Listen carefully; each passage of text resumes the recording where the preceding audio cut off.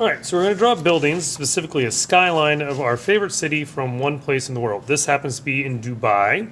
This is the skyline that I drew from this picture. Now, to make it easy to see how I did it, I'm going to just put this side over here and do it on a new piece of paper. It's a little bit hard to see the computer screen and what I'm doing at the same time. Now, we're actually, maybe I will try. Let's see, can we do both? Do it like that. So, what we want to do is not think of them as the final outlines, but instead think of them as parts. I'm going to draw in a darker pencil so hopefully you can see. So if I'm starting on the building right here, I'm going to think of it as a rectangle with a box on top that's a little bit smaller, and a triangle on top of that, and then a line on top of that. Try not to draw the building, try to draw the outline. Now, for instance, as that building goes over, this is just a rectangle.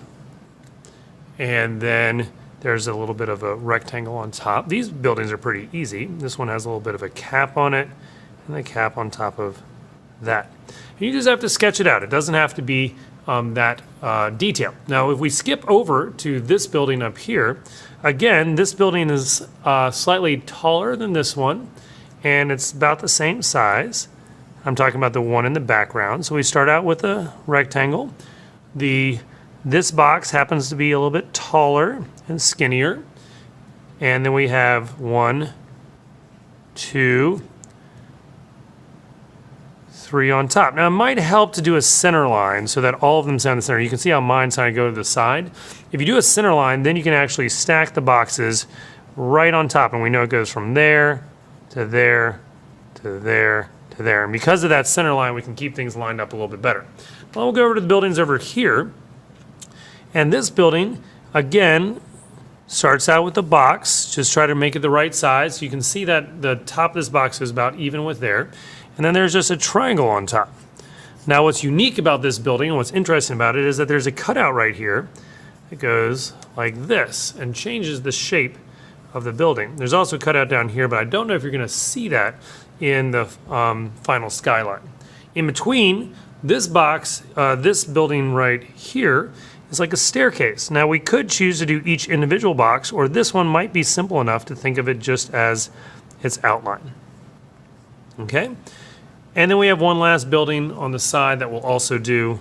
And again, this is a taller one. We can see in relationship, this one starts taller up, so we can start the box up taller. Doesn't have to be exact, but we're going to try to make it pretty close.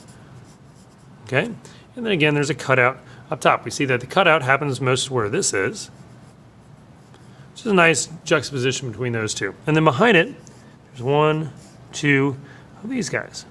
All right, so then we go back, and I'm going to use a Sharpie just so you can see, but you're going to draw lightly in pencil and then outline it from there. We're just going to outline the skyline, just the silhouette of the building. So we come here. And this is what it would be like if it was in shadow.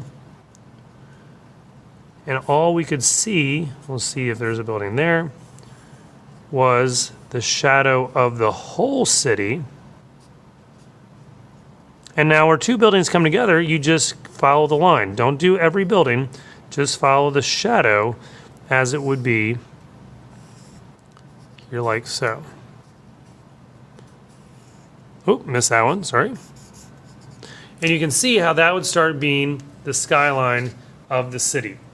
And we're going to add any changes, any differences that you would think was interesting, and we'll go from there.